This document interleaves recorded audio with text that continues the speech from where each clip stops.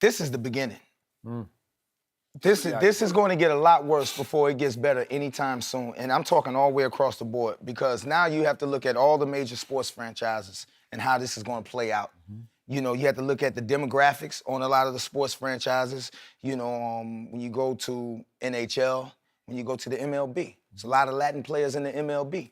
How does this play with your global branding of the MLB? How does it go with global branding for any sports franchise? I heard you say earlier about the NBA, 95% African-American. Yeah. Matter of fact. And some of those players would be affected by the ban. Remember, the NBA was calling around and seeing how it would affect some of their players. And it doesn't even matter. Even if you have some players that want to go, they're not crossing that picket line, so to speak, because you have to come back to work tomorrow. And I don't care who you are. The NBA has already shown they took a man's franchise for speaking his mind in his kitchen. They took his franchise for speaking his mind Made him. in his kitchen. True. This was in his kitchen, ladies and gentlemen. Do you understand? You know how deep that is? Like, I love my grandfather, rest his soul. You know what I'm saying? But if you heard some of the things that came out of his mouth in his kitchen. Donald Sterling exactly. Taped. We're secretly taped. Yep. And we also saw them move an entire NBA All-Star game from Charlotte because of a bill that was passed. And it said, we gone. And also the political stance. We saw hoodies. We saw Black Lives Matter t-shirts.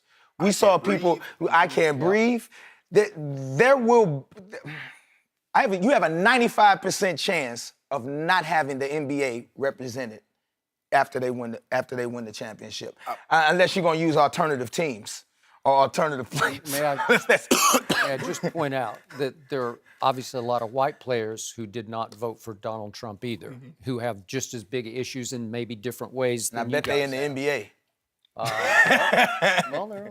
Well, I'm just saying. You remember the Boston Bruins goalie, Tim Thomas. Right. In 2000 said he wouldn't go, and he said, and I quote, "I believe the federal government has grown out of control, threatening the rights, liberties, and property of the people."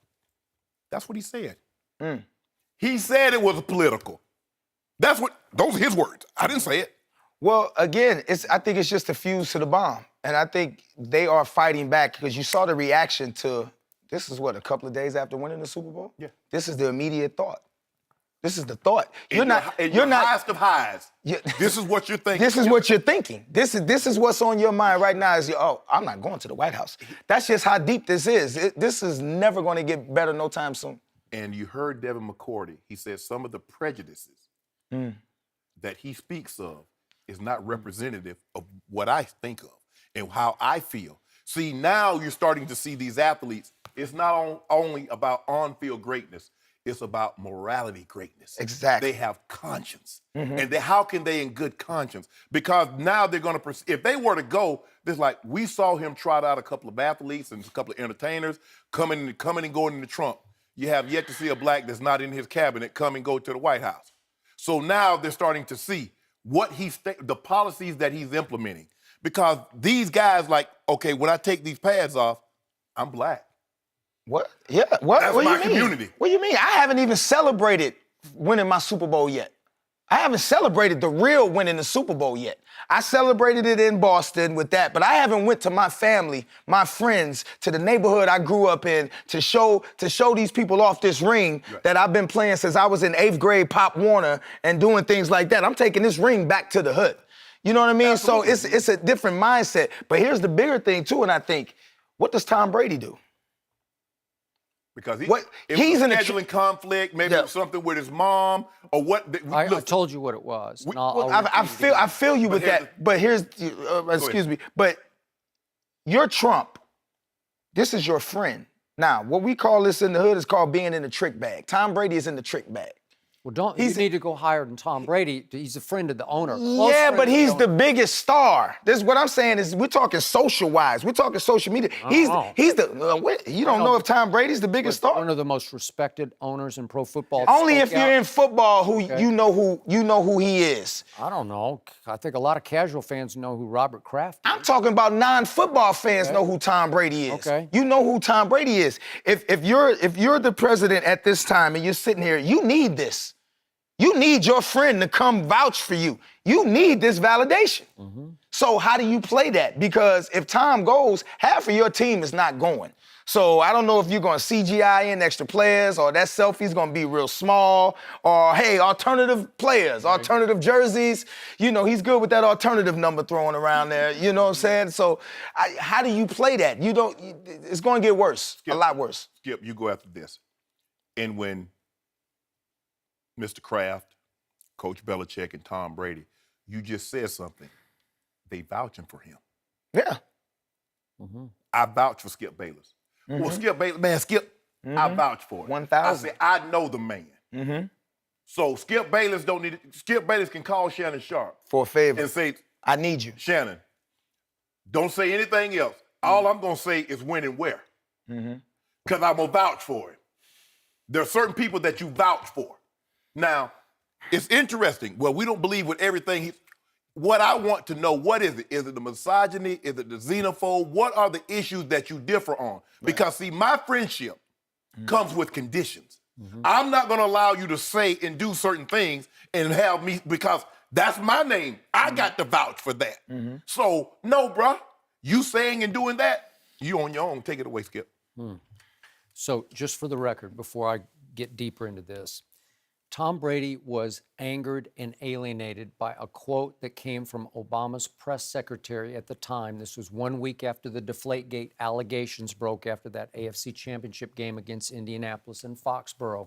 And the press secretary took it upon himself to take a sarcastic, gratuitous shot at Tom Brady's lack of PR skills in his session that he did with the media.